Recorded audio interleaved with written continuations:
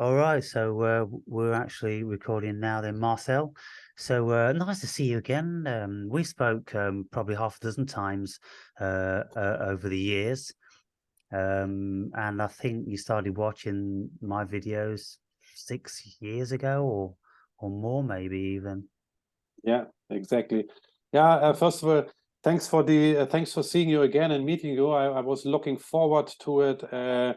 I don't know if I'm the first guy to chat with you after a while here officially on video, but You are. as you say, I am. So yeah. You see, it's a great thing. Yeah, I had we did some private consultations a few years ago. You're right. I saw your first videos around the beginning of 2017. I know there are some awakened braves who are a little bit longer following you already, but Yeah. anyway, so and yeah, and at the time you offered consultations also, and I remember I took the opportunity, and it helped me also. I can say it was very insightful. And then later we had also these public chats, and the last one was, I remember, almost 2 years ago. I remember with another buddy of mine, Moritz. He joined that conversation at the time. Yeah. But we were in the middle of this health crisis, so our conversation was, of course, evolving around these kind of things.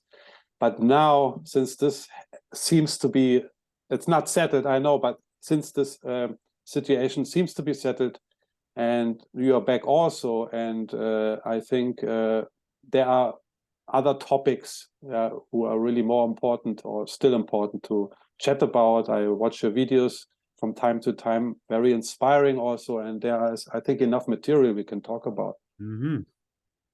Yeah, indeed. So yeah, that the whole health crisis a few years ago, it was one of those things that we just had to get involved with, whoever we were, because of the magnitude of the ramifications which were happening all over the world. And so that's subsided somewhat, but it hasn't gone away, that's for sure. They'll be regrouping and ready with their next pronged attack. Yeah. And so we'll just, wait to see when they pull that one out of the bag. But I've changed directions a great deal since then. It was very taxing. Very draining of the humanism, really, the vital facets of what it is to be human. You see what these things do and what the people do when they get us involved like that. They know exactly what they're doing, agitating us, extracting our energy, keeping us very, very narrow in our ability to think, and poison as the much they possibly can. And so I put 12 years into all that stuff. And of course, a couple of years ago, I was very deep in it. And I've kind of done it now, I've been down all the rabbit holes that there probably is out there.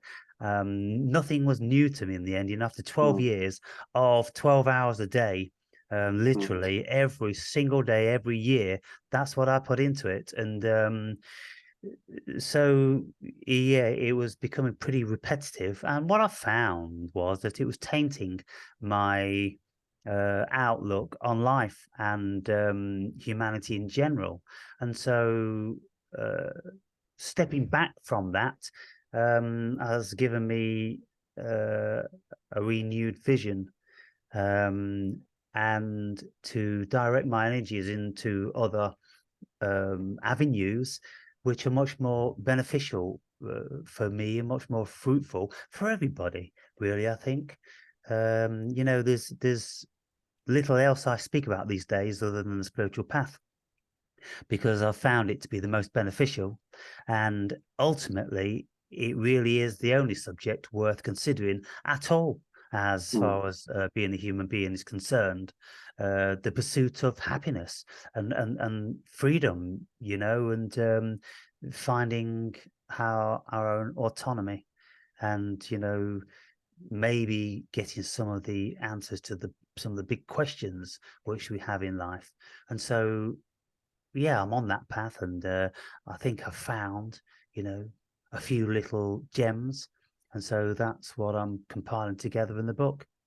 So, how many videos have you watched then in recent times? I'm not able to watch all videos because of time constraints, but I picked the ones which I think are interesting for me because, probably not all the videos are fitting me. For Yeah, example, mushrooms and stuff, I have yeah, no experience with that. And so like the happiness thing, is something which strikes a chord with me yeah, because it is an ongoing topic. But it's interesting that it's good actually that we scratched this health crisis topic here, not because I don't want to elaborate again and go into it. We done it.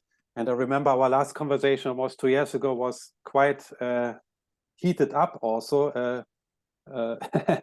Between us three, I remember that we were kind of agitated also, and that's maybe the also a nature little of it. bit That's what it did. and also disappointed at the end of the talk a little bit, but never mind. But other people also have to, and I'm wondering what, I mean, yeah, what are other people are now making out of it? What are they thinking about it? How did it change their life? What are their ramifications? Or do they think at all? Or do they just continue with their normal life? I know 80% do. They're just happy Yeah, that this crap is over and now they continue with the same life like before. I'm not that kind of person who want to join that club, but we know most of the people do. And what you said is right. They are planning for the next thing, and then these people are the same way surprised and say, "Oh my God, what's going on?" I could never know. Oh, you could know if you just yeah, yeah, did your investigation, open up your eyes. But for me, what I could hear from your what you said is, and I did exactly the same thing, if I understood you correctly, Aaron. During this past 2, 3 years, I always was in fighting mode, and how can we defeat them, and how can we overcome them and this and that. But rather just to focus on that, I found I have still enough power. I have enough power and responsibility, and I want this responsibility also to take care of my own life, and I have still enough power to handle things. I know the other side is very powerful as well, and they will pull all their tricks, and the thing is ongoing now. People don't just notice it. They're working very hard to continue with their new world order thing, yeah, to put it in straight terms. But it doesn't mean I am powerless and I have to follow them and I have to obey. And I know I focus just on myself now. I do my own thing. I don't care about anybody else. It sounds a little bit selfish, but maybe also a reasonable thing to do, because I recognized, what the hell can they do? I still have enough freedom and power to pursue my own things.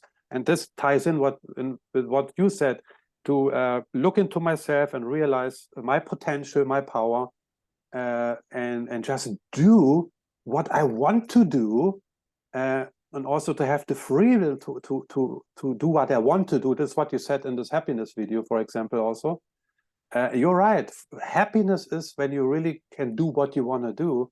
mm, And yeah, you also mentioned financial stability, very important in this society circus. Yeah, it's a big topic, but still, long story short, I rather focus on myself and what I can do instead of what I cannot do, or what other people don't allow me to do or think they can tell me what to do. yeah, No, so this is what I learned during the past 2, 3 years, and my research also is, I minimize the research, similar to you. I can, I've done all the research. It's always the same. It's same shit, different day. We know the agenda. We know that. So now it's time to follow my own agenda.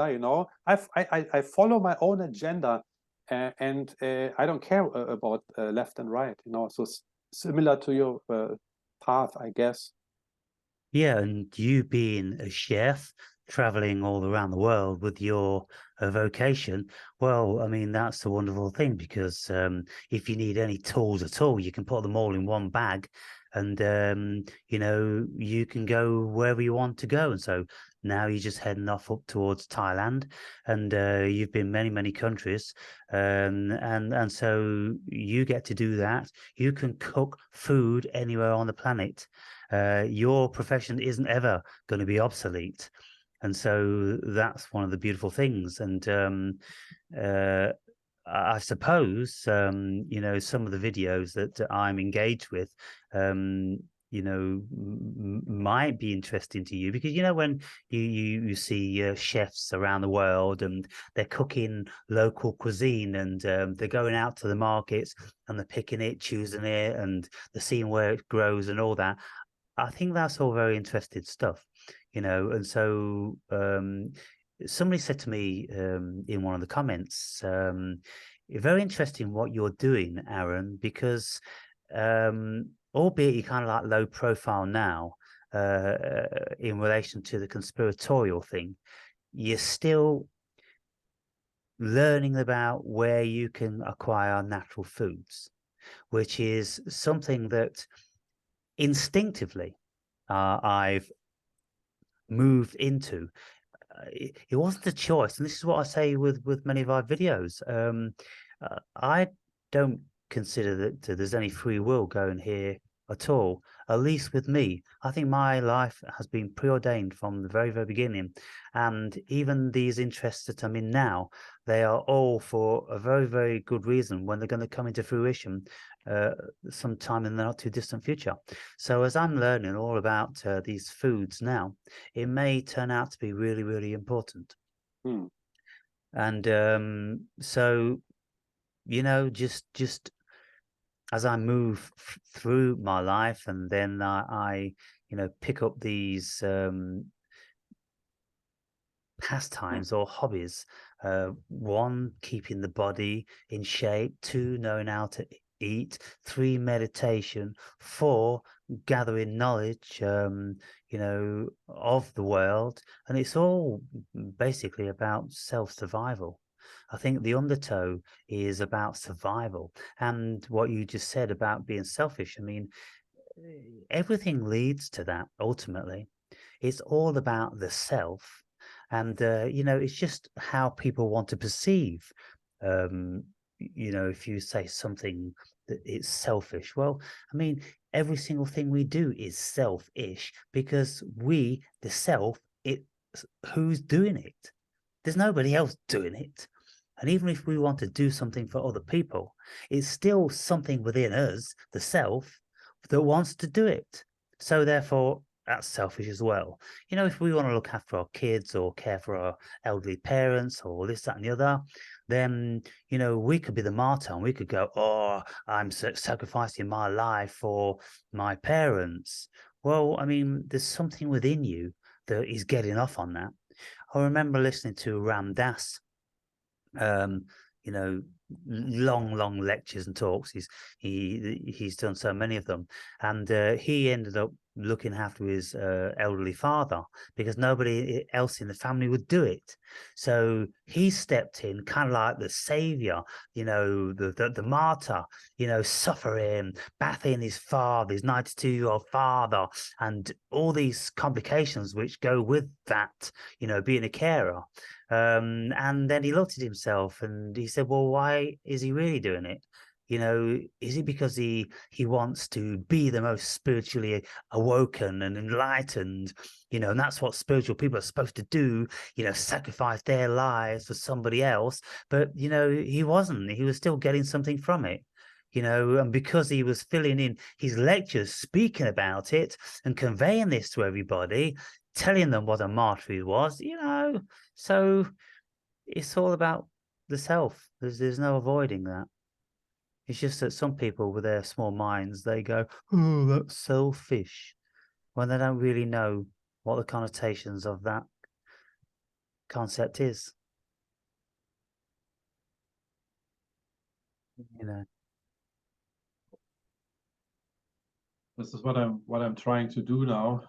Just focus on my path, and the topic of how to be happy, what you addressed in the. I haven't finished watching the video. I just stopped where you where you spotted that humblebee suddenly. Ah, But that was also something very interesting to observe, because you're recording a video. I mean, I'm jumping now also a little bit, but you're walking, you're recording a video, you're kind of focused, and then suddenly your awareness is so expanded that I noticed these things, and other people probably as well. And then you spot this humblebee, and then you get so excited about it and want to watch what it's doing. And so this is the part of the video I then stopped, because I had other things to attend to. But so yeah, I can actually also share a little bit what regarding happiness. I mean, it's a vast topic, but what I have noticed also through my travels now, the past 2 months, I was traveling around Southeast Asia and visited some old friends and colleagues, which I could not see the past 3 years. But what I've noticed is that also my awareness has expanded and is much bigger than before. I want to give you credit for this also, because when I joined your channel in 2017, 2018, and the time when you were in Tenerife, I believe, what I learned from you is this walking in nature and paying attention to the details, stopping at the tree and marvel at the leaves or the noise and these kind of things, So that inspired me, and I practically trained it also, You have to train that also. yeah. But also through my daily practice of meditation, I believe also now that has contributed to my heightened awareness. This is my claim, because for many years, especially the first, let's say 3, 4, 5 years, I couldn't really figure out the benefit of meditation. Yeah. That was actually the first video I saw of you. I remember at the time I wasn't to meditation already, trying different things, and I hit the transcendental meditation, TM. I was researching that a little bit, and then in my YouTube feed at the time there was a video of you. I forgot the title, but it was very, very, very, let's say, clickbaity, like TM is bullshit or something like that. Something very, very well, I made lots of videos. Yeah. So Yeah. something very like, who's this dude? So I clicked on the video, and then I watched your video, and I said, this guy is real. He is authentic. He's talking his mind. And you basically educated us about the BS of TM and what the scam is behind it. Yeah. That was my initiation, basically. So because I knew you were authentic, you spoke your mind, and this is what was real. And meditation at the time. So the first 2 years, I couldn't figure out what's the benefit. It's tiring, it's training, I still do it today, but I believe now, and you have more experience, the benefits you reap, you can only see after probably a long period of time, but you notice them. And I claim it is part due to meditation, but also part to my, sometimes I'm so busy with myself and the mental movie we have in our minds, or in my mind. I'm walking down the street, I have 1,000 thoughts in my mind, but I am able now to say, first to recognize this and say, stop. Right now, look at the sky or look at the tree, just to calm myself down for 10 or 20 seconds to get to the present moment. Yeah. So this is what I'm able to do now. This is, I consider, my own practical training, because I want to do this. But I was inspired by you to do that. And this is the truth. And I want to give you credit for that. And that's why, I can now only, together with meditation, other things, really see the benefits. And that makes me more happy, Aaron. I feel just more happy to realize let's say, it's a very spiritual thing, which I will say here, but the beauty of consciousness or awareness, it is just real. And, like you now, what you said before we started recording, you are happy now in the UK and with your, and the nature and everything. Yeah, you have to open your eyes enough to see the beauty, and then and that you can only do that with consciousness and the proper awareness. and you, so more you have of that, so more content you become. This is just my experience. I didn't read this in the book. I read it many times in the book before, but I couldn't make any connection. I couldn't grasp it. But I started to get the feel, especially during traveling, you have time for yourself, you know, you no need the other bullshit and all this noise around you and a boss who's telling you what to do and not. So yeah, very positive experiences. So, I mean, the thing is with the meditation, I mean, I went through lots of varying stages of benefit. And initially, I used to get downloads every single time. I got so into it so fast that I was regularly meditating for 5 hours a day. And because, you know, I would have the freedom of not working, then I'd be walking around and I'd meditate on the beach. I used to go down at sunrise onto the beach, and I'd take one of the chairs from one of the beach bars and I'd sit 10 feet away from the waves coming in, and the sun would be directly on my face, and I'd sit there for an hour and a half and I would enjoy that. Then I would go later and I would sit on the side of a fountain in the city with the water cascading down and blocking out all the noise of the traffic and everything. You go into another world. And then I would do a meditation in my apartment, you know, when it's just silent. And so then on another morning, I'd go to a little park whereby you've just got the sounds of the birds. And as you sit there, you listen to the communication in the canopy of lots of varying species of birds speaking with each other. And you tune in, you know, to everything. And you enter into all these different worlds. And so I would have inspiration to say something, and that's why I started to make all these videos, you know, an enormous amount of videos. But then through the years, about halfway between, I suppose, I've been meditating now 13 years. It seemed that there was nothing coming anymore, and I would just be doing the meditation and thinking, well, that's probably it then. The honeymoon period is over, and this is it. And you know, probably not too much is going to happen. But then every so often, some amazing experience would happen, like you know, the one where, you know, Jesus was speaking to me, and then another one where I saw the quantum field of strings, you know, the very, very fundamental basis of the universe. These are big deals. And so you don't expect those to come around every week or every month. You know, they're once in a lifetime sort of things. And so I'm kind of like, well, I can't grumble about anything.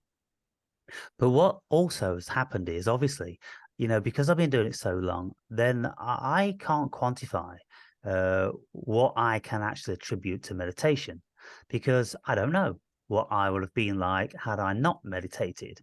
I read a lot of stuff. I've traveled a lot of places. I've done a lot of stuff, you know, and so my consciousness would have been broader in any case. But I wouldn't have found the stillness. I wouldn't have had lots of these spiritual awakening experiences.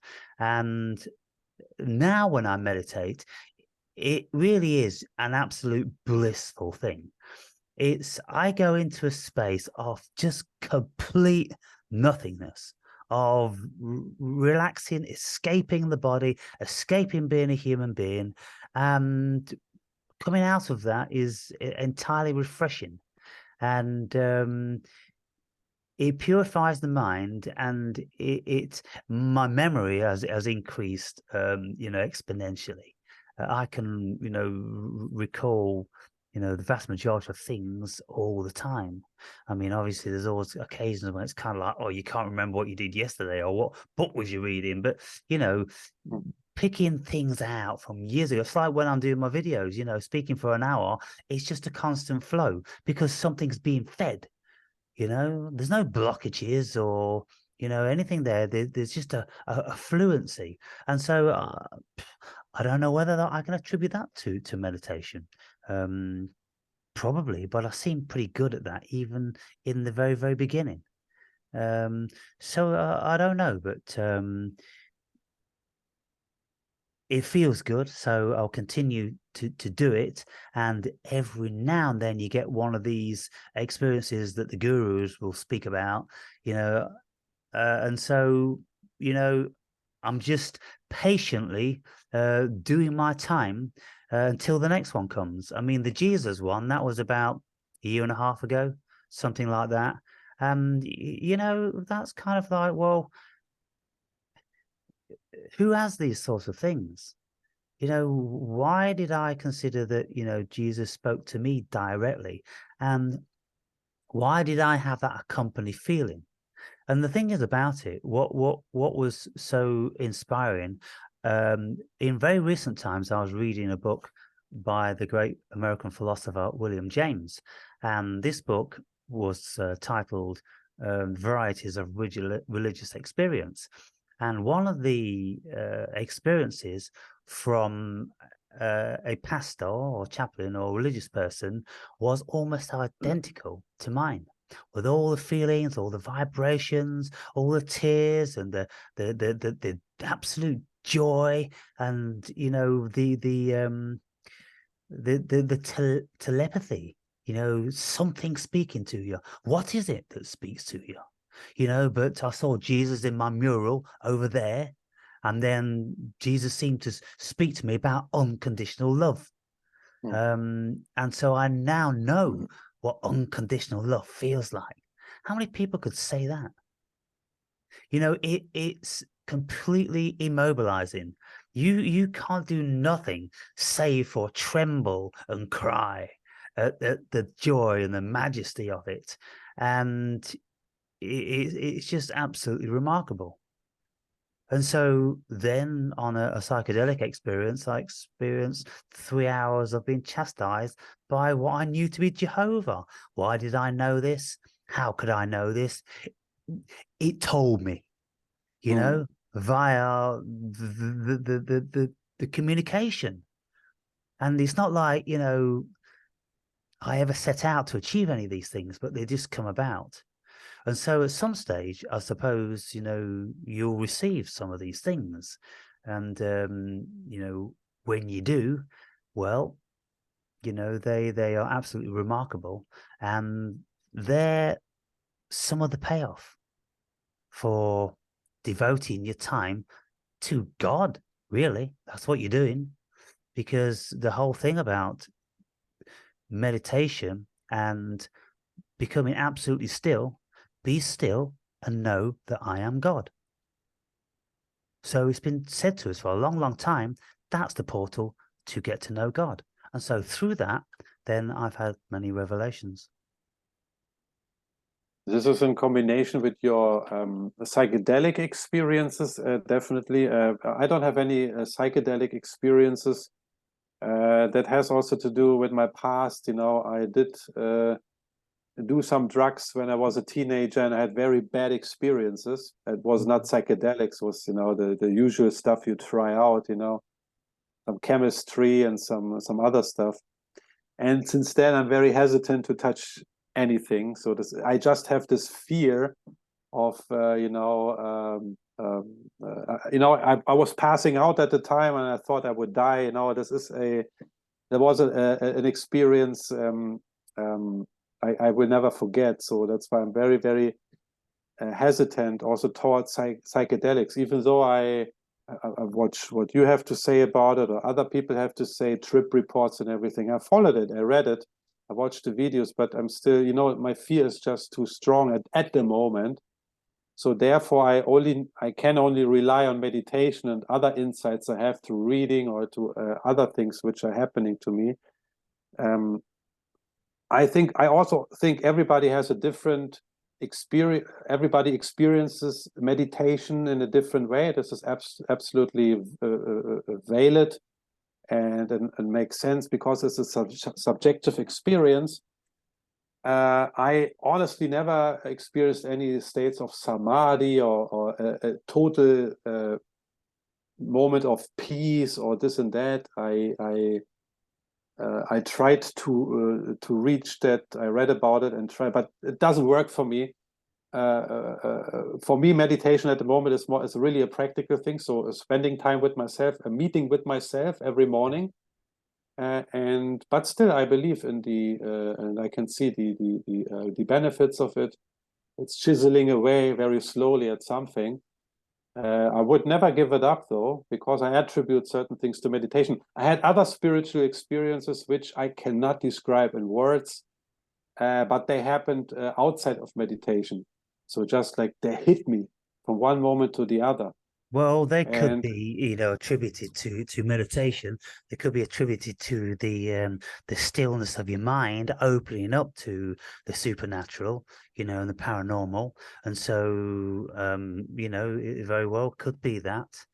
But again, it's one of these things that we'd never know. So when you're meditating, what sort of state of consciousness do you get into? What's the deepest level you get into?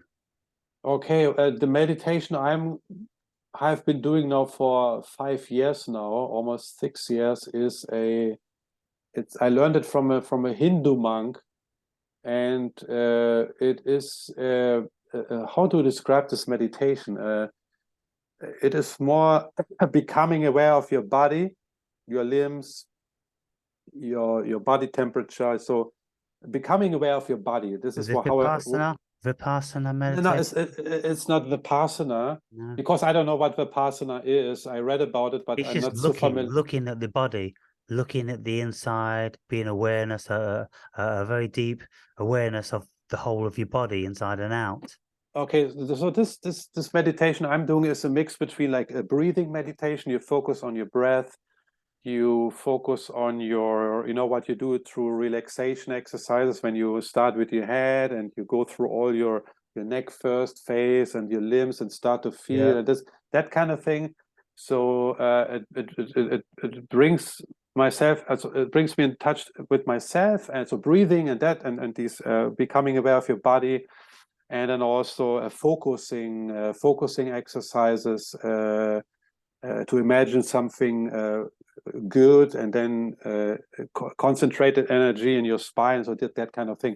So it's actually, some people would say, oh, this is not meditation, because you work with your mind, you focus, and Yeah, there's a you lot of are thinking becoming aware of involved. this, and you don't just try to switch off your Yeah. mind. But we can argue about it, because like I say, meditation, there are so many different ways to meditate.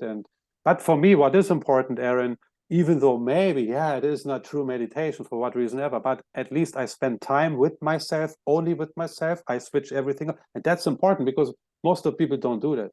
They don't even can sit down for 5 minutes straight without doing anything. So I managed to do this 30 minutes in the morning. I have a meeting with myself, and I dedicate time to myself. And that is the least common denominator. I can agree with myself, and that there must be a benefit. So, but certainly, there are different forms of meditation, and there is way more things I can achieve through meditation, for sure. And I'm open to it. I'm willing to learn from everybody. Yeah, well, the meditation that I do is it's the Zen Buddhism meditation, and I never set out to do anything in particular. I just do what felt good to me and what was my natural propensity. And my natural propensity was just to sit down and close down completely. All thoughts, everything, all feelings, and basically have an out of body experience. Because when you're in these deep meditations, there's no consciousness of anything. You are just in God consciousness, just pure awareness.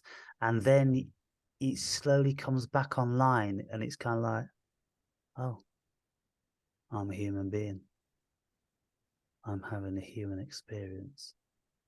When you know you're not that, when you know you are just this pure essence of awareness. And so I visit my true self every day. And then I come back to the false self, which is the awakened brave, just an actor in the play in mind, you know? And so that's what, you know, one of the greatest benefits this variety of meditation has brought me, to know that I'm not the body. And I would advise you to try different sorts of meditation. Try the TM, the mantra meditation, to close your mind down and just to stop thinking entirely. Because you'll find that the deepest root of satiation in that. All these other things like Vipassana meditation, I've never got anything from them. It's kind of like, it's just not doing it for me. My meditation for me is complete shutdown. And anything else is thinking. You know, at the end of the day, meditation means to narrow down your focus. When you're meditating on something, you're just thinking of something narrow, like writing a book. You're meditating, or you're meditating on your memoirs, and you know you're doing all this. So there's lots of misinterpretations of meditation, but just stillness. That's what I would say. It's not even a meditation; it's just a closing down. And then when you do that, when you in actual fact detach yourself from this thing, then you have a whole new experience and you enter into a different dimension. Yeah, as I said, that's all debatable. What is meditation? What is it not? And is meditation? I mean, I have to take your word because it's your experience, but it's not my experience. So you see, so. Yeah. And why does meditation need to be shut down of the mind? I can now I can ask that question, and I can also argue the opposite. Actually, maybe it's a radical thought, but I could say, why should I shut down my mind completely when I can observe all these beautiful things life has to offer? You know, I hope you can get what I'm what I want to say without disregarding meditation. Just because I have never experienced, let's say, these deep silent states doesn't mean I disregard them, or it doesn't mean I gave up on them. I have received other very deep insights during the past year through my travels, which happened in a woke state, conscious state, not in meditation. And also, I have to be honest, I'm a little bit annoyed by these people, but you're not one of them. You can find them on YouTube, who make a big fuss out of this, you know, the samadhi thing, and these people pretend, this is like they have experienced all this already, and they pretend how cool it is and how nice it is. This annoys me a little bit. I don't think they know what they're talking about. Yeah. And I refuse to be told by these people what is meditation and what not. And when you cannot achieve that state, you're doing something wrong, or you're stupid, or look how cool I am, running a YouTube channel now with 50,000 subscribers, having this as a topic. And you know, these people who just I call them the Instagram spiritual guy, the Instagram spiritualism, you know, like you post something, believe in yourself, and there's all this BS, you know. I'm also negatively influenced by that. So because they're making a business out of it, and just because I have never experienced this doesn't mean, you know, they give you also the feeling that you are something small and they know everything. So I'm also influenced by that a little bit, you know. Yeah. So I go my own way, Aaron. I know what I know, and what I don't know. Exactly. I mean, I think that's kind of like a natural disposition or propensity for lots of people. And doing what I do, saying what I say, I can sometimes, you know, rub people up the wrong way, and they'll put comments down about, certain facets. And I'm speaking about these experiences. I'm speaking about these experiences when I'm saying that I've been chastised by God.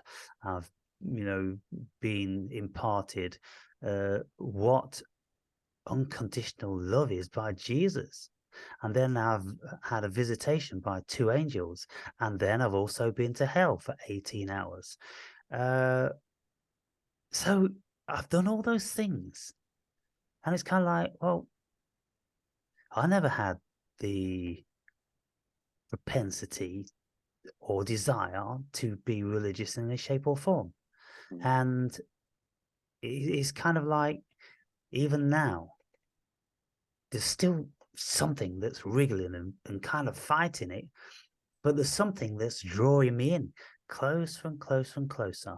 And I've just been writing today about some of the religious experiences that I've had, where I've asked, okay, then God, right, if you're up there and if you say in your book that if we believe in you, we ask you, for something, then it's your covenant with us to give it to us. So, okay, well, that I'm always thinking about you. And even though I won't admit that I believe in you, there's something going on. So answer me this then.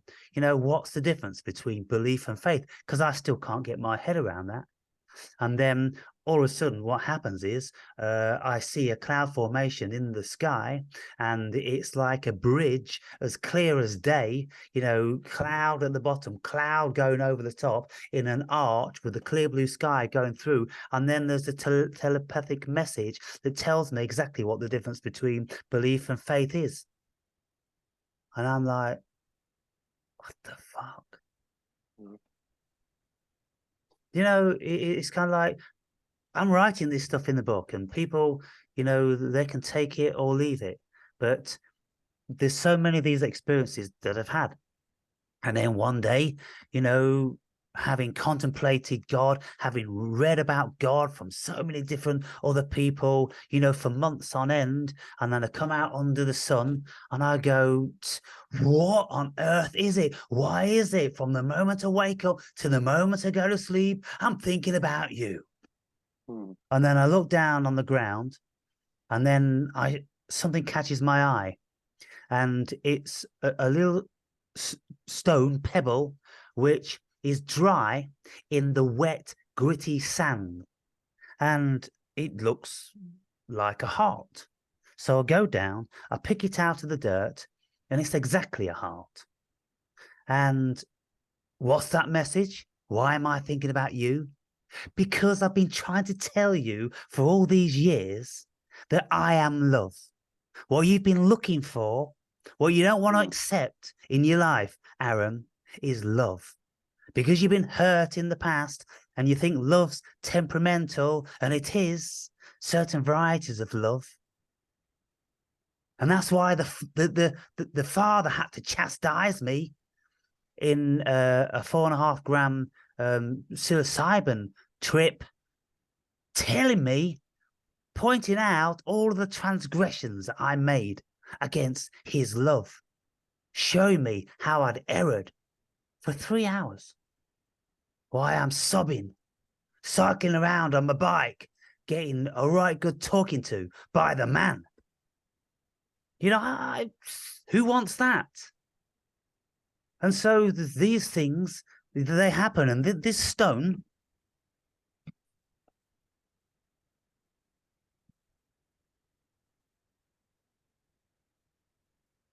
oh yeah, that's the one. Clearly a heart. Yeah. Yeah. And so, and you see what happens with the tangible sign comes an auditory sign of telepathy. Instantly, you're told what it is. And these things, they come about in an instant. I don't have to wait hours or days or weeks. When I want to talk with God, I go, oi, God. All right, then. So tell me this one.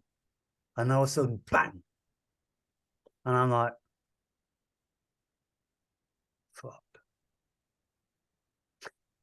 I once had a word with a pastor. And I said, Pastor, can you ask me that? And because I was, I've had certain relationships with certain pastors where I've quizzed them about the Bible and their belief in this, that, and the other. And I says, I'm struggling at the moment as to how God actually communicates with us. Can you tell me in your experience how God communicates with us? And he stopped and he looked at me and he said, God will communicate with you however you're going to accept it. And he spoke, he's a big man, and he pointed down at me and told me he's going to communicate with you however you are open to it. And so that's how he communicated with me, because I love stones and the natural environment, and I love this sort of signs. I love the clouds. I'm always going on about the clouds. So he talks to me in a cloud metaphor. This is how it works. And you can tell people all day long, and they won't feel it. They won't want to accept it. They'll say, oh, who are you that God's speaking to you and Jesus is speaking to you? Nobody. I'm nobody. I'm just telling you what happened. Yeah. And so that's how my life's been. And then, I write all this stuff in my book about the night two angels came to me, in heaven or in the astral. It's absolutely clear as day, the most powerful experience that I've ever had in my life. Two angels, they gave me a telepathic message. And the telepathic message was, you're out of balance. You need to get in touch with the feminine side. Because I was all ego, I was all driven. I was trying to conquer the world, traveling around the world. I was living in Africa at the time, and I'd just been shot by an armed robber, and I was highly, highly stressed and vexed and absolutely adamant that, they weren't going to beat me. And so I bought a pump-action shotgun from the police, and I went and I saw the police, the chief of police, and I said, when am I lawful to kill a man? And he told me, as soon as a man comes onto your property uninvited, you shoot him dead. That's Africa. Someone broke into my house at night and shot me in my bed. You can't mess around with these people. And so then, a few weeks after that, that's when the angels came. And one of them, the male, had wings, and the female never had any wings.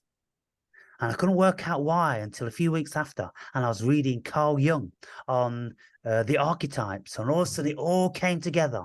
This is how God speaks to me. He speaks to me through my intellect because he knows that's what I respect and that's what I like. And, that's how it is with me. And so he knows exactly how to come through to me. And so he left it a couple of weeks and then he gave me the answer. And the angel said, you're out of balance, mate. You're all ego. You've got no femininity to you whatsoever. And I was reading Carl Jung on the archetypes and the anima and the animus. The anima is the female version of the male spirit. The animus is the male version of the female. We are twins. And so it was absolutely correct.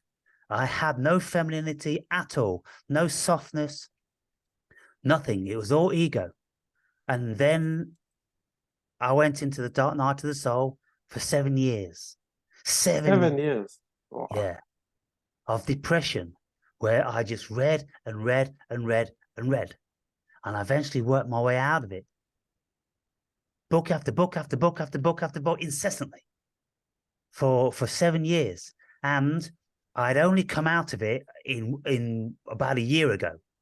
I was in it for 12 years. This reclusion and the depression and the disappointment with the human race and all that. But now, having all these experiences, I've softened a great deal, with God's insistence. The Father having to speak with me, the Son having to speak with me, having to send me angels, having to show me what hell is like. Until I get it. Do you get it now? Yeah, I get it now. And so I'm giving back now. I'm writing the book, How to Know God. So other people might have a little bit of a helping hand. Yeah, so it's a good thing that you write the book. As I mentioned before, yeah, I thought for years already you should write a book. I believe, or I also believe I made a comment, but it's many years ago. I believe I made a comment on one of your videos that you should write a book, but now you're doing it. I have a question, Aaron. Dark Night of the Soul. Could it be also the so-called midlife crisis? Does it have something to do with that, or was it I mean, Dark Night of the Soul is the spiritual version. Midlife crisis is the ego.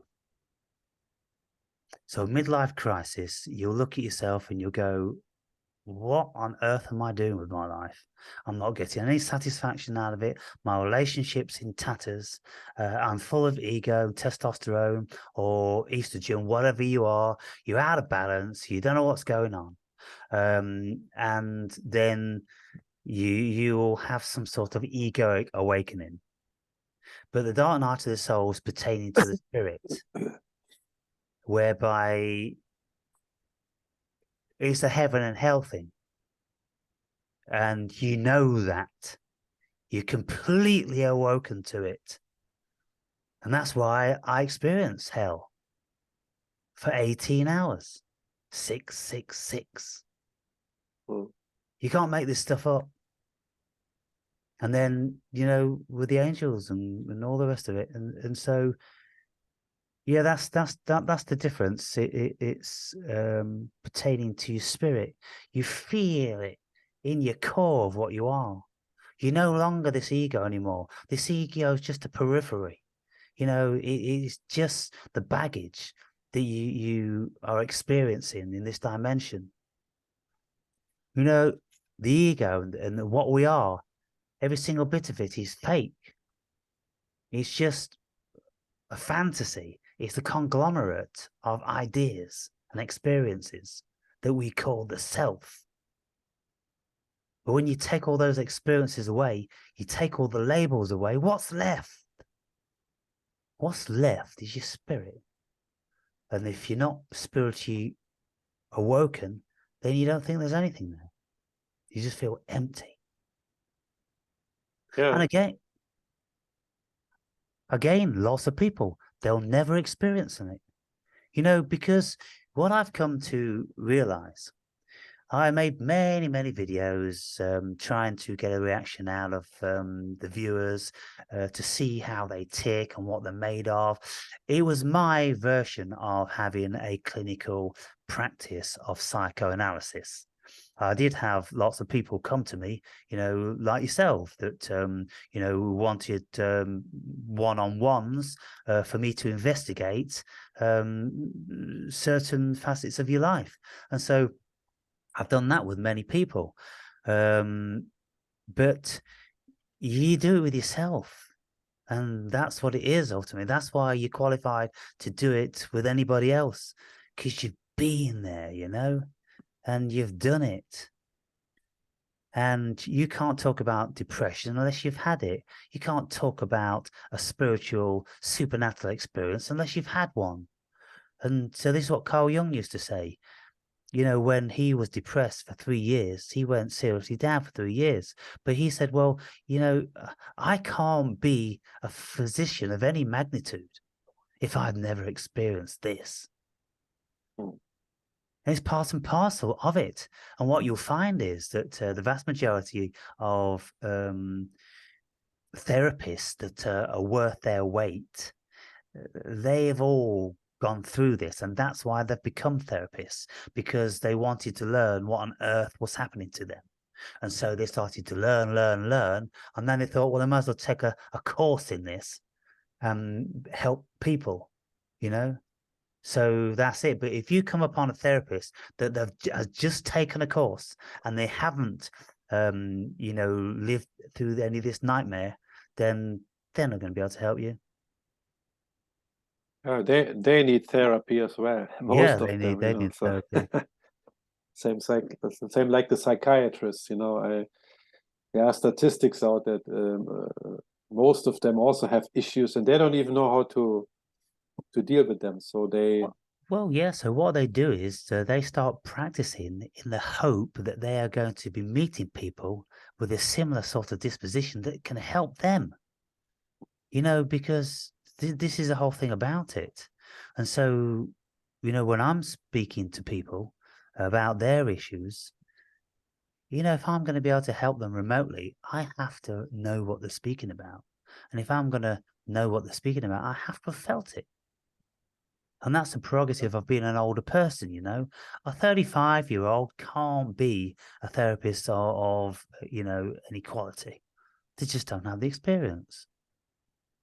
yeah, Unless, of true. course, they've been dragged up in hell, you know, and they've lived, you know, 10 lives in their few years. But, you know, for the average person, you need a lot of years under your belt. Yeah, maturity, you know, Yeah. that comes with so-called age only, you know.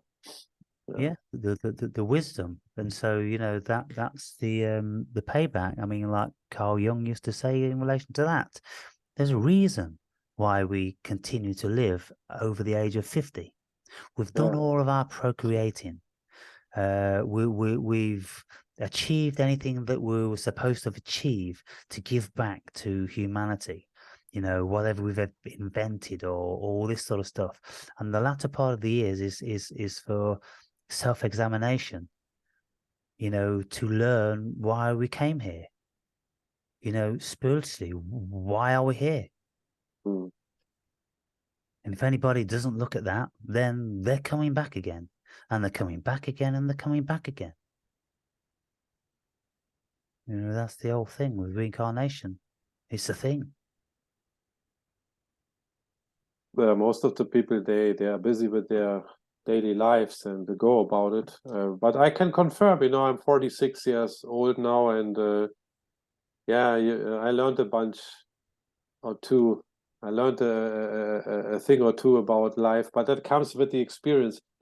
I'm not saying I'm super cool. I can't. It's not my fault that I'm 46 now. You know, I'm grateful for it, but it comes slowly and slowly, and especially when you keep your eyes open, you're open-minded, and you want to experience, to learn, and observe, and these kind of things, and you want to absorb. Then you will mature faster.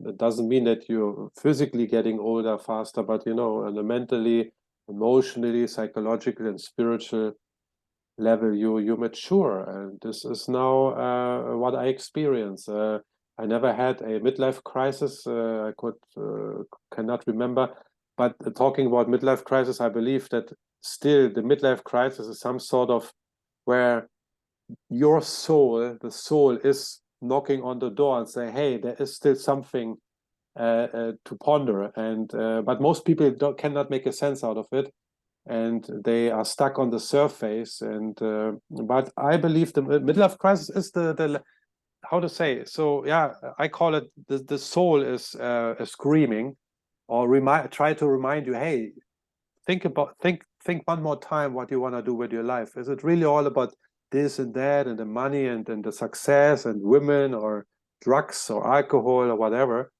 But I think most of the people, and it's a depression, yeah. And why not? You know, if you cannot make any sense out of this depression or recognize what it really is, what it wants to tell you, then you're lost. You get out of this midlife crisis with some drugs, and then you continue with the rest of your life until retirement, and then you fuck up, or even believe, oh, I'm gonna retire with 65, and I'm gonna travel the world. This is what most people think, or many, right? This usual stuff, but they are lost. They're lost it when they had their midlife crisis, when they're in their mid-40s probably. Yeah, But I had my midlife crisis at 47, and then I had this spiritual awakening, 40, 50, 58, something like that. You know, well, it's 12 years ago, so 60 now. So yeah, 48.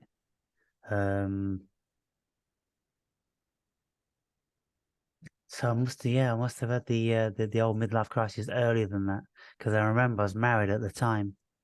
So that was probably 5 years earlier. So around about 40 years old, 42 or something like that. which is kind of like befitting for that sort of thing. And all it was basically, it was just like disgruntled with the relationship, with my position in life, the job. I just wasn't feeling fulfilled, but it wasn't a spiritual thing.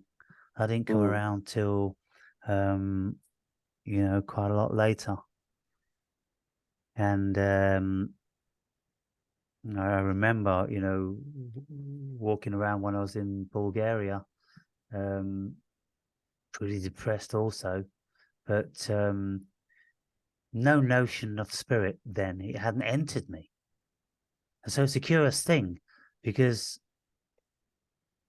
to have all these varieties of experience which you can measure against, and you can see, which one was the spiritual awakening and which one was just the midlife crisis that many people experience. And I don't know what the difference is. What is it that prompts the spirit to awaken? I think it's whether you're destined to do it or not. And maybe it's something to do with old souls. Maybe young souls are not ready for that sort of stuff. Because it's very, very profound, incredibly deep. And a lot of people, their minds would fry. And I think that's, maybe when some people have gone into some sort of depression and they've gone into drugs and they've gone down and down and down, and then they take their lives, I think maybe they're young souls and they weren't ready for it. I had a very strange experience I want to share with you. It was last year in November, and I consider this experience a spiritual experience somehow. But it's very hard for me to recall that experience and to live through it again because it was very brief. I shared it when I experienced that. I shared it with my friend Moritz because I wanted to share it when it was fresh. So what happened? I was not in meditation. I think I was watching a video or something. It was in the afternoon. I was lying on my bed, and then suddenly I got really scared, out of nothing. I was really scared, and I didn't know what of, And as far as I remember, I also had like thoughts or fears like I would lose my mind, something like that. And I could really feel, Aaron, that I was really scared, and I knew something was not right at the moment. It felt so scary. I didn't know how to handle. So I recorded a voice message for my body, and I shared this immediately because he's the only one who could also maybe give advice or make sense out of it. You cannot share this with regular people, I mean, and that lasted maybe for maybe 2-3 hours max. But it was so scary, and I said I don't want to experience this ever again. I didn't know what it was, Aaron. I had it the first time. I just was scared and felt a little bit also separation somehow, which I had an experience which I had many years earlier, but in a positive way. When I read Eckhart Tolle and all that stuff, and I also had a similar spiritual experience, which I cannot describe now in words, but I know I had it. It lasted for a few days, like the separation thing, like you look from a different perspective onto something, like what he also describes in his book. But this one from last year was the opposite of it, very nasty. And maybe you can help me to make sense of it, or maybe you have experienced something. Was it a mini dark night of the soul for like 2 hours only? I have no idea, but it is real. I had it the first time. I never had it before or after, but it was fucking scary. And I do not know until this day what caused it, what might have caused it, or what's the meaning. Nothing. So what were you watching at the time? Oh, I don't remember. A video, but nothing, no profound video, I guess. Just because I remember it was the birthday of my mom, and I was scheduled for a job interview. And right before this bloody job interview, I got this experience, and then I had to call my mom in this condition also. It was too much stress for me also at the time. I remember that day. It was the 10th of November in 2022. But I was relaxed, Aaron, because I was on a sabbatical. I was watching a video. I don't watch profound videos during the day. I mostly only in the morning or in the evening when I'm really focused. So it's just some video, but it's just hit me suddenly. Like I was really surprised. Like I guess like other insights are just hitting you, you know, insights and other things. So that thing also came, Yeah. but it was really, really bad. So Yeah, well, I mean, it sounds like a similar sort of thing that I had when I call it the my 666 event, where my mind just flipped into evil. Absolutely everything all around, doesn't matter where I went, it was absolutely terrifying, sinister, evil. And I just ended up walking around the streets for 18 hours until I became so exhausted. I walked all through the night and into the morning, and I was so exhausted by that time. And because it was light, I was less afraid to go back to the apartment to be contained because I was going to go straight to bed and I was going to put myself under hypnosis because I was training to be a hypnotherapist at the time. And so I went straight back to the apartment and I put myself under hypnosis and I sent myself to sleep. And I told myself that I was going to fall asleep. I'll be falling asleep for 1 hour. And when I woke up, my mind will be absolutely pure, absolutely crystal clear, pure. I fell asleep for 1 hour and 15 minutes. And when I woke up, my mind was crystal clear. Mm. And so the power of the mind, hypnosis, to put yourself to sleep, to have a design and know what you want to achieve, the power of the mind. And I've got lots of instances in my life. But yeah, that's what happened to me. And every single thing was just evil. And it was absolutely terrifying. And it's the sort of thing you couldn't live with. You just couldn't live with it. And so very, very fortunate that I managed to get myself out of it. Or maybe it was just preordained and, you know, that was going to happen just to show me what that was, to enable me to know just a part of my journey, all these things, you know. So what sense do you make out of this experience? Because I assume it also happened out of the blue. Now, after so many years, what do you think? Why did that happen, or why does why do these things happen suddenly, and then you upside down, and then you all? It felt like a depression, really dark, everything, you know, like terrible. It's really scary, you know, like why is this just a function of the mind, or maybe it's random, maybe it happens to other people as well, but well, you know, and maybe less fortunate people, they get locked in it and they don't ever come out. And, you know, people to degrees of that who are depressed, they don't find any joy in life at all. And so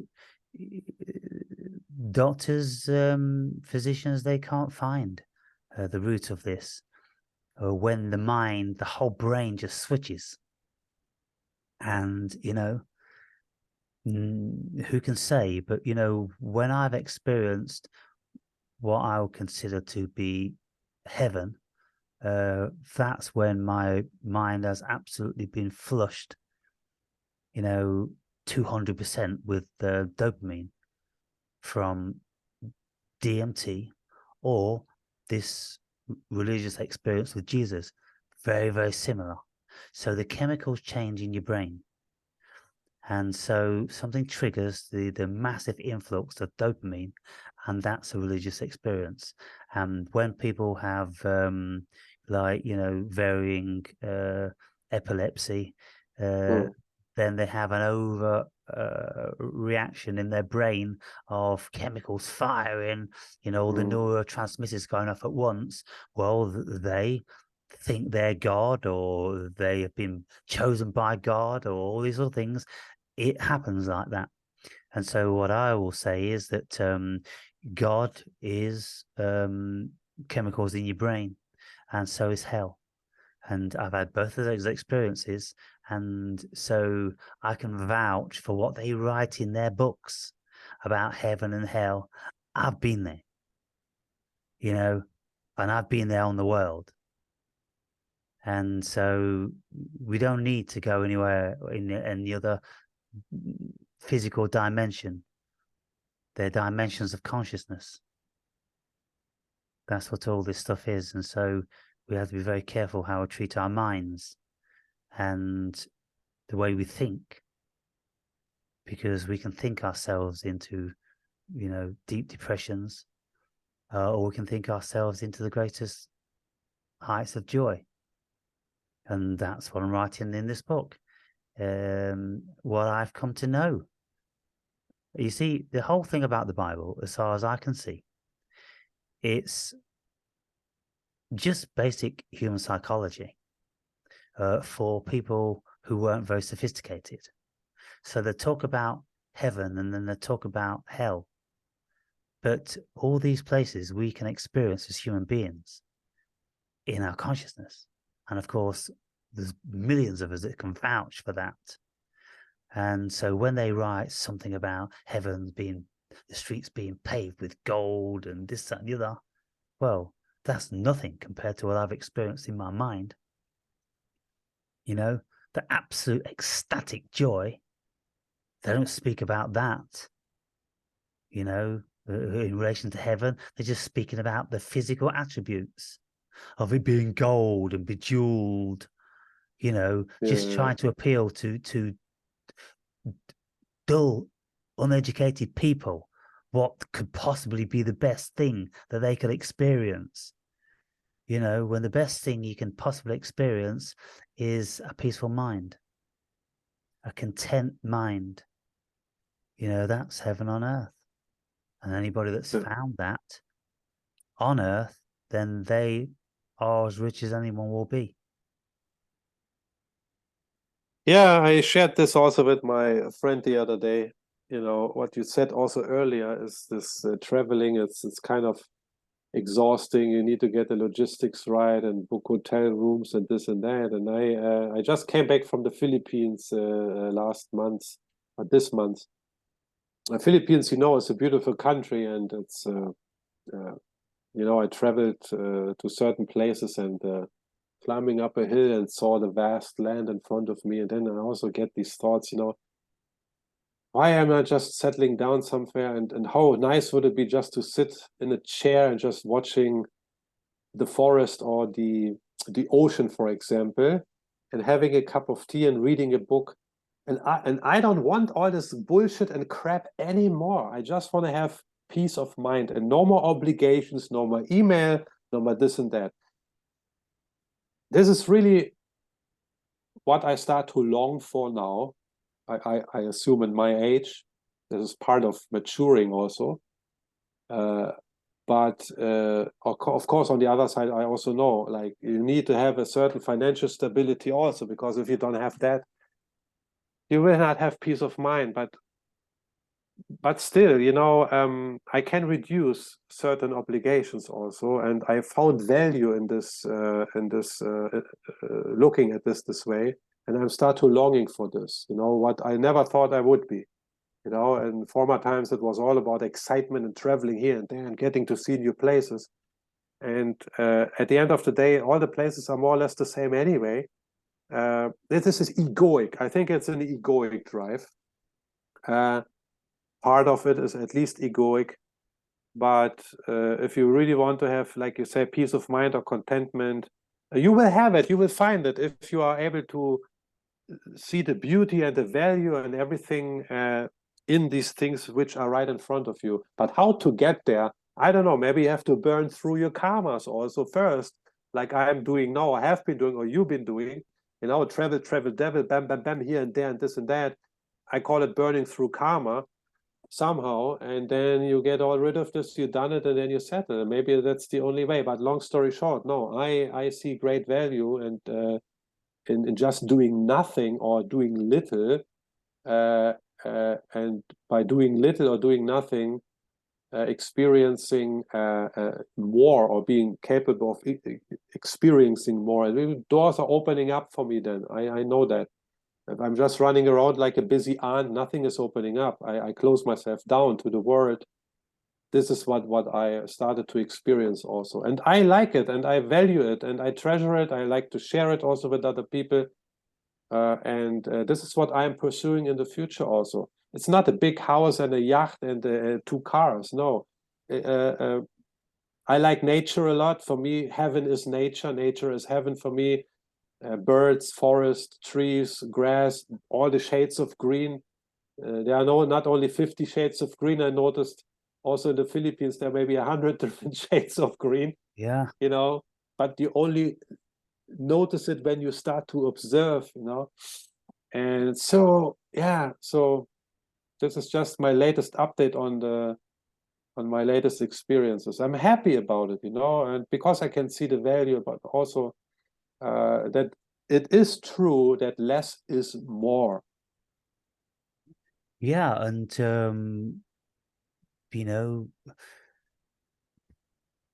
for some people, when we get older, then we start to head towards the green pasture lands, you know, where we just want to sit in a rocking chair and listen to the birds.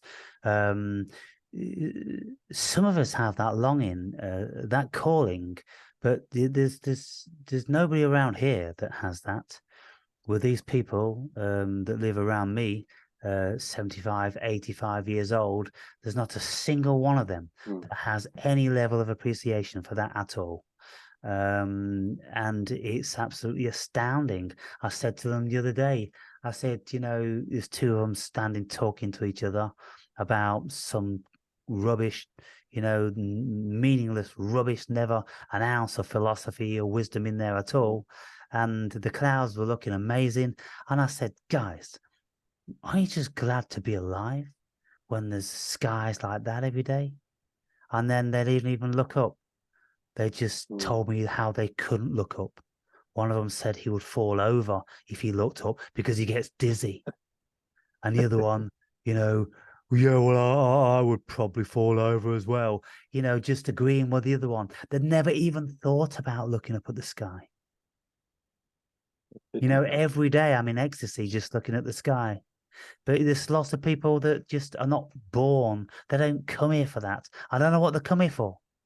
I don't know what they've been here for. You know, this is the spiritually dead. Let the dead bury the dead. You know, they have no concern to awoken spiritual beings. They're the husks. They're the backdrop people. They're the automaton. They're the extras in our movie. They mean nothing. They're void of spirit. And you wonder what they're here for. And when you take certain psychedelics, you see them as clear as day. They look like ghosts. They're empty. You can't feel anything. When there's a real human being, a spirited human being, you know they've got spirit. You feel it. You can see it. You know, then others pass by. You know they're husks. They're empty. So there's a lot of stuff going on here. And, you know, when we start to have the call in, then, you know, it's telling you, this is where you're heading. Start planning your life towards it. And, you know, trying to finalize where you want to be. And, you know, meditating, just sitting, observing, because what's happened to me in these past like 12, 13 years is that the world is a completely different place now. The colors and the nuances and the subtleties, they're massively more infused than they were before. And, you know, in comparison, you know, whenever I go walking with people, if I'm not walking with a spiritual person, they don't see anything. And I stop and I look at this and I talk about that and I point out that it's nothing to them, because you need to go into a different dimension. It's like the Kabbalists speak about. You go into the mind of God. You actually enter into the mind of God. It is true. And you see these sparks all around, these wonderful things that you never noticed before. And you are living in a different dimension. And I remember, 25 years ago, I was reading a book on Buddhism, and this Buddhist was explaining what he saw when he was looking at a rose.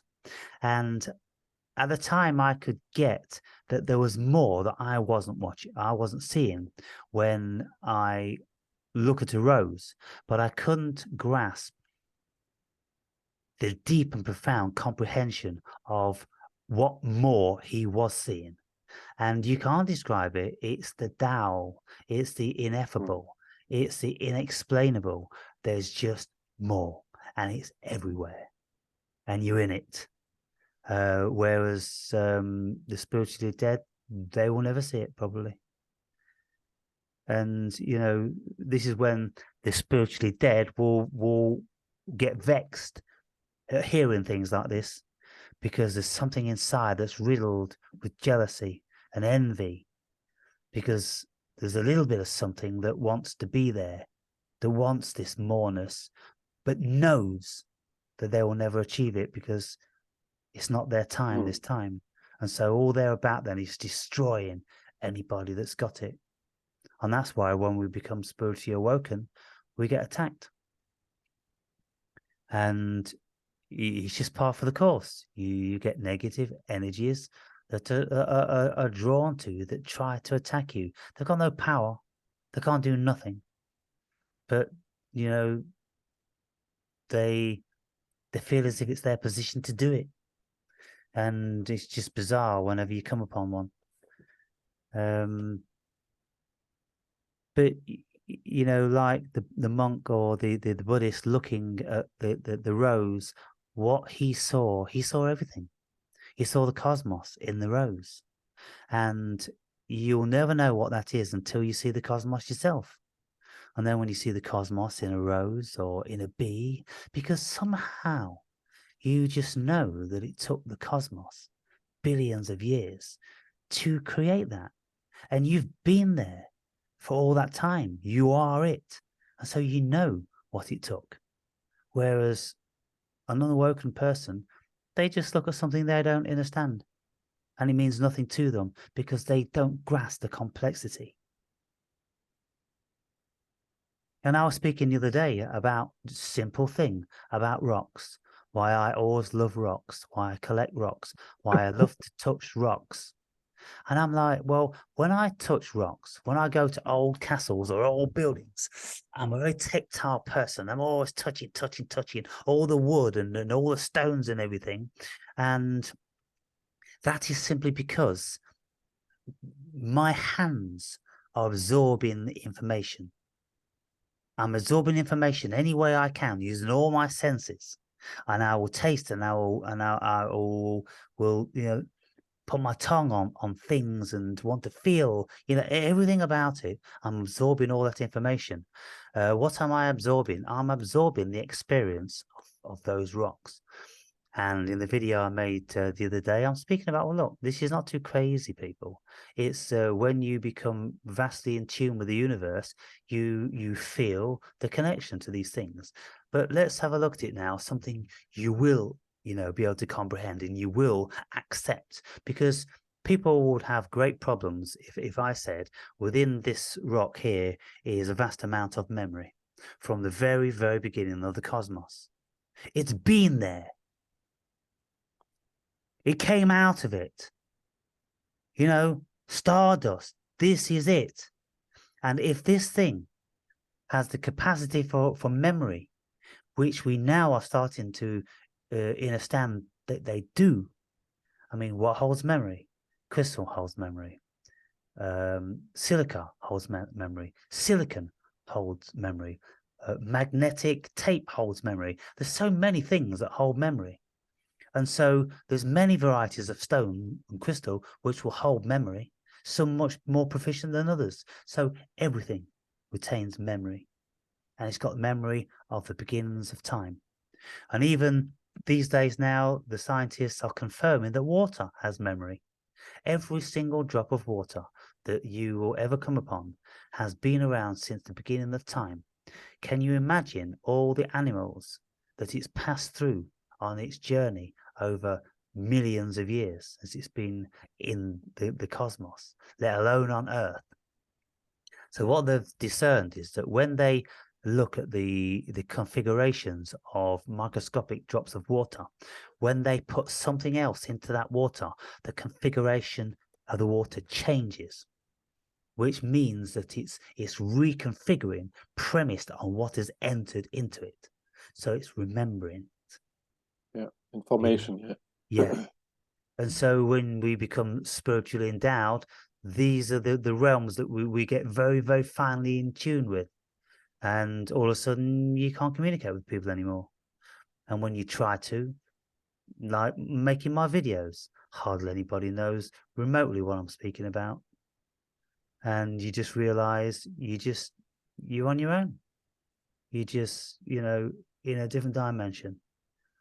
But then you also realize that everybody's in a different dimension. And so you don't feel any more lonely because there is the single person's consciousness who will ever share their consciousness with another conscious being. We are absolutely isolated with our consciousness. Yeah. And the only feelings of unity we have are our delusions about unity.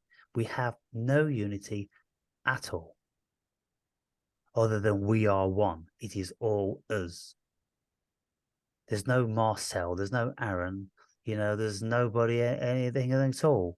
We're all one consciousness, conjuring up a hall of mirrors whereby we everywhere we look, we see a reflection of our own selves. So I'm walking through the woods some time ago, and I see a bead of rain hanging on a twig, and the light's passing through it. And I go closer and closer and closer until I'm this far away, and I can see my reflection. I can see mini me in this bead of water. And all around, I can see the forest all around. And then I look up in the trees and I see that there's a million drops of these beads of rain hanging on leaves and twigs. And they all have a reflection of me in them. Yeah. Well, that's like Indra's necklace. Everything is a fractal of everything. And this was an allegory of how the world really is, because you don't need to see a reflection of your own face. If you look at a leaf, if you look at a stone, if you look at a piece of bark, you see a reflection of yourselves, because you're made of the same stuff. And if you look at the attributes of trees and leaves and everything else, you'll see the very same attributes in you. The Fibonacci golden ratio is in you as it is in plants and everything else. And you just go, it's all me. I'm all it. It's all one. And division is an illusion. And when you get like to that level of thinking, where do you go from there? You just try to work out if there's anything you can communicate with in there. And then you find that there is. There's all different sorts of beings and energies all around, just in slight shifts in consciousness and in vision and in audio. The human being, we have a tiny little slither of consciousness, a tiny slither of vision, a tiny sliver of sensibility compared to, the infinite vastness of the consciousness of the cosmos. And so, when we start to get in these sort of realms, it's kind of, whoa, better come back to Earth. Better come back to Earth, because when you start to look into the abyss is going to look back at you. So, to be grounded whilst we're a human being might be beneficial. So how does it feel like now to write about it finally? Why did you actually choose now to write a book and not earlier already, Aaron? I never chose. It chose me. And that's what I've come to really understand. Because this book has been in the making for a long time. But I wasn't ready because I still needed to have more experience. It's only been, 1.5 years ago since the Jesus thing. And, maybe a year ago since the God thing. And very recently since, I've been communicating one-on-one, with spirit, and I'm really understanding it much more profoundly. So even now, as I'm writing the book, I'm having to ask questions. What is it actually that I'm trying to convey here? And who is it that's trying to convey? It's not me. It's not Aaron. The spirit has the experience of this body. This body is just a byproduct. And so we have to lose all notion that this body is the thing.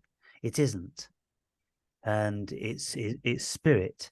And what spirit does, it likes to experience itself. That's what consciousness is doing. Cosmically, it's experiencing itself. And it gathers the information. And the Hindus have been writing about this for thousands of years. And that's why they came up with the idea of the Akasha. All the information's in there. Yeah, it's in there. Just like Wi-Fi, and so all that I'm saying and doing, I'm absorbing it from the cosmos, and I'm putting it back out there. And so whether I'm actually putting it in a book form or I'm verbally speaking it, the very fact that I'm thinking it is all it needs to create. Hence, in the beginning was the word. It's thought. And thought is all this thing is, really. It's just vibration. But on a human level, then, what does it feel like? It's kind of emancipating, because once I've written it all down, I no longer have to contemplate it. I no longer have to carry it with me.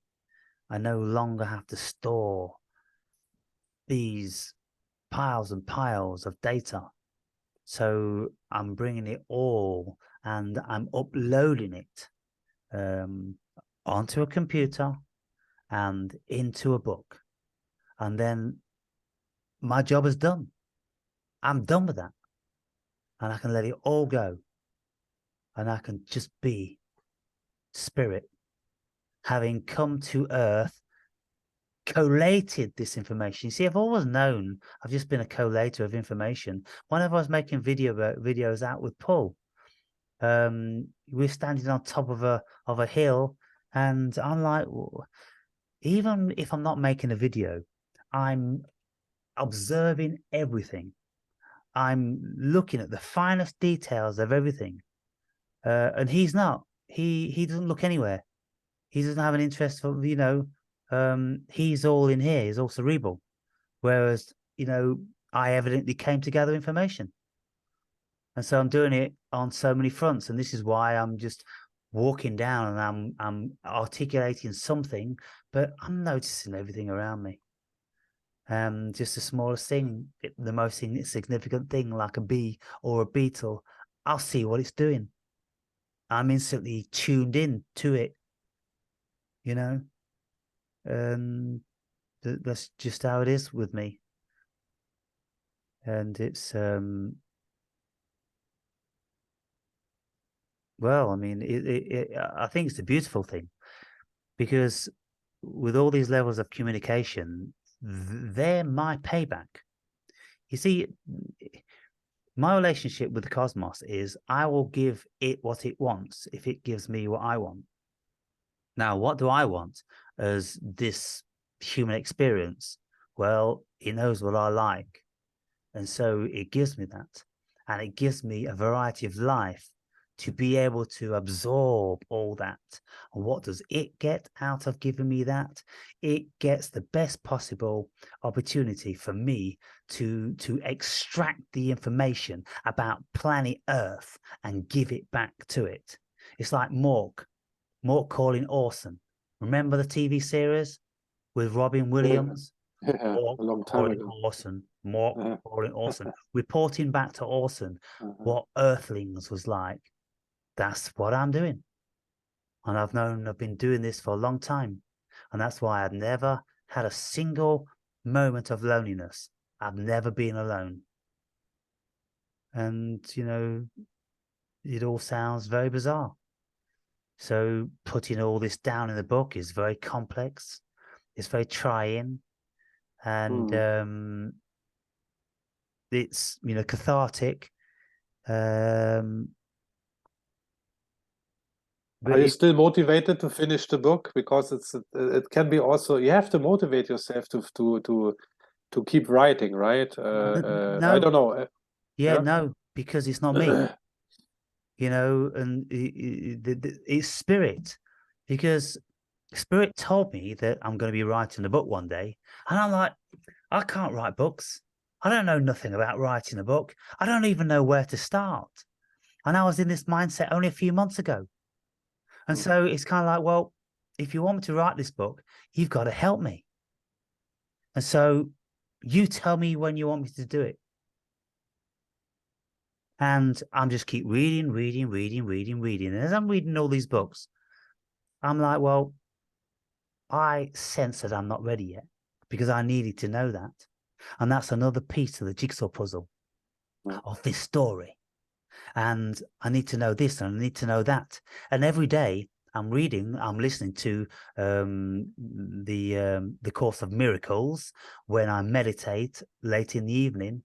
I'm reading Yogananda Paramahansa, the Second Coming of Christ in the daytime, and then I'm listening to Jordan Peterson's Bible interpretations in the early evening. So there's these three facets which I'm still feeding on, and I'm writing, and everything is synchronicity.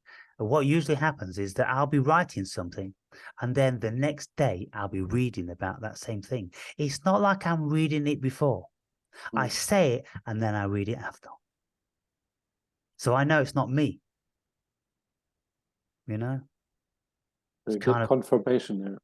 Yeah, it's just very bizarre. And you know, to have the Constitution to read super thick books. I mean, this twin book that I've got now is 1,600 pages. And which one? Which one, Aaron? The Second Coming of the Christ. So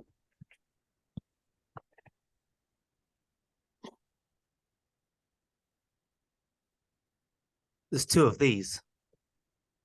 Okay. And so they're 800 pages. Who's the author? You mentioned the name already, I know, but yeah, it's Paramahansa Yogananda. Okay. Now, he spirit attracted me to him. I read one of his many books about Christ. It's an Eastern philosophy perspective on Christ. It's super more profound and deep than anything that the West could ever give you, because it takes in thousands of years of knowledge and wisdom and spirit, whereas you don't get that from the West, you know. And so that's where I am, firmly seated between the two, East and West, bringing them together. And over here behind, I've got my operations board, which yeah.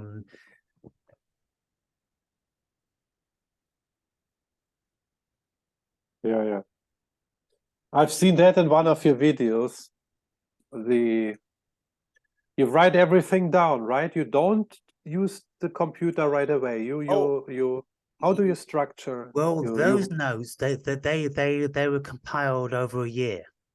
Okay. Yeah. Okay.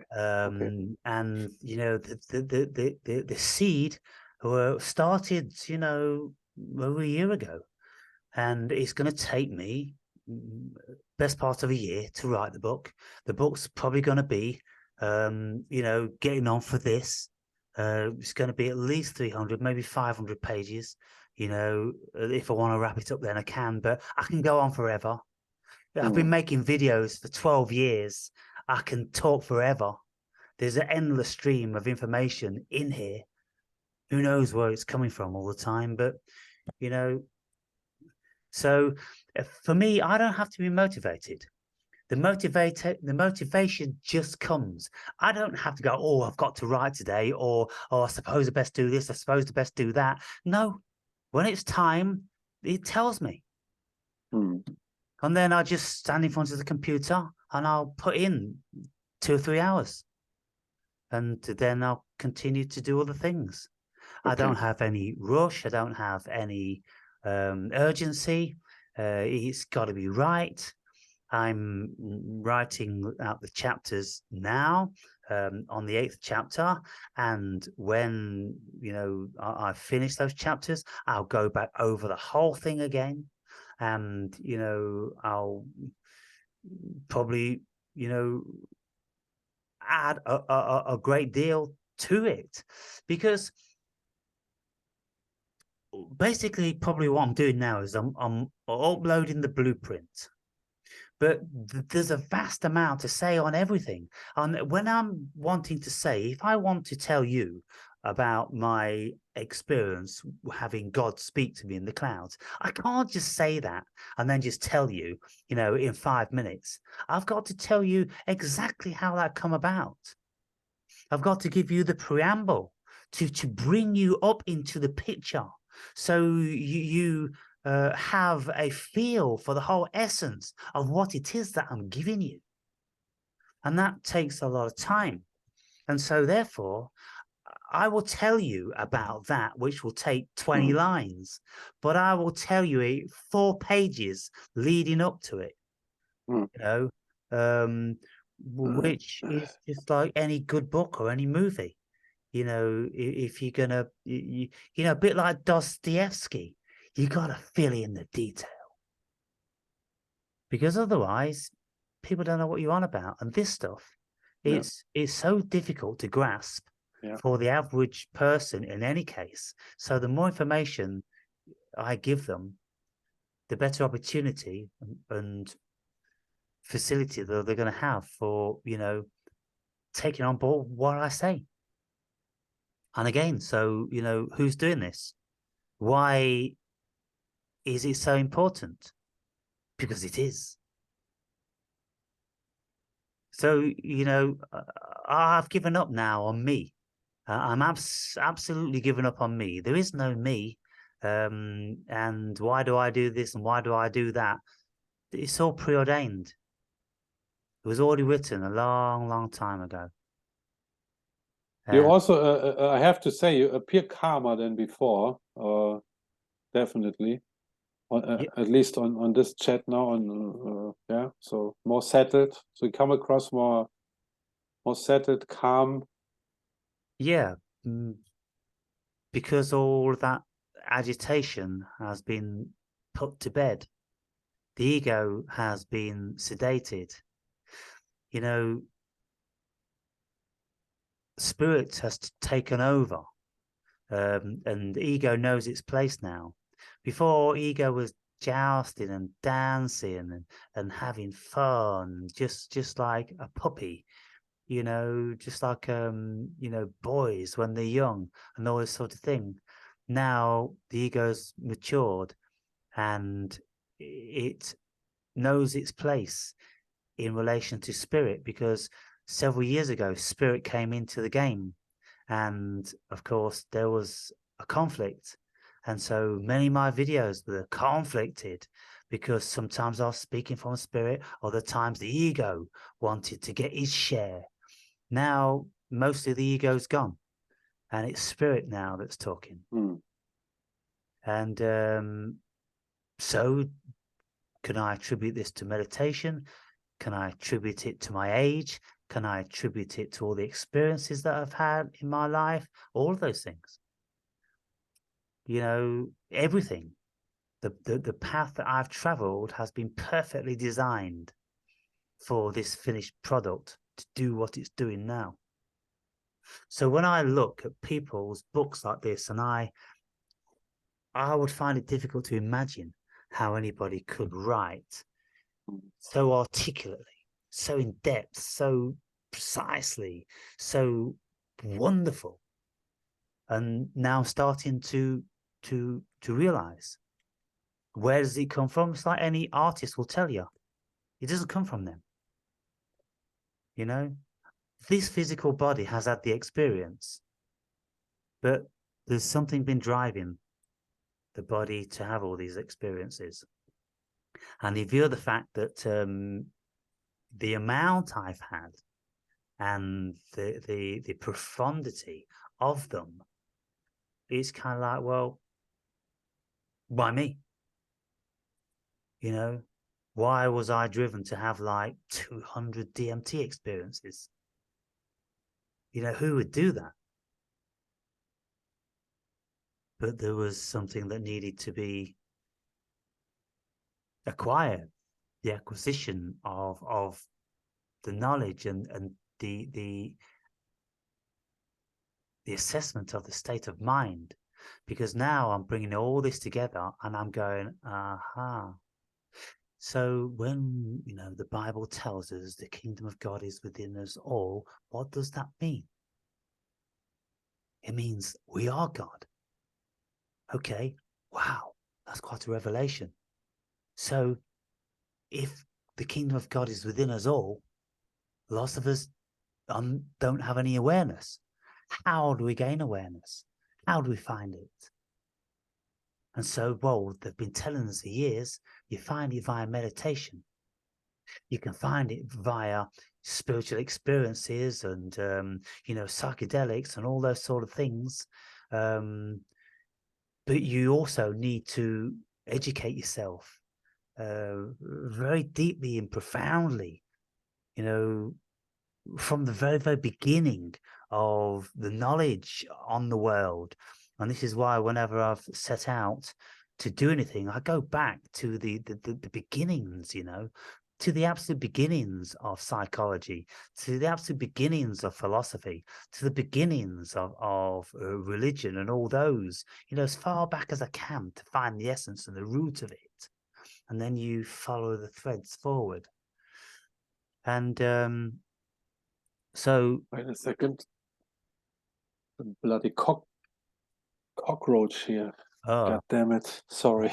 I had to get rid of this Charms thing here. of living in warm climates. I sit in front of a big mirror and I very hard to focus. Sorry to interrupt you, Aaron. Right, yeah, no problem. Yeah. But I have to come to an end also in a couple of minutes, or let's say 5 minutes. Yeah. Sorry to interrupt you. No, but of course, No, I it's would all like that's it, perfect. You know, So it ended perfectly because I've said all that was necessary to say. You know, it concluded, you know, very nicely. And you know, so what advice, you know, what words of wisdom would I impart to you, you know, as a man 14 years younger than I?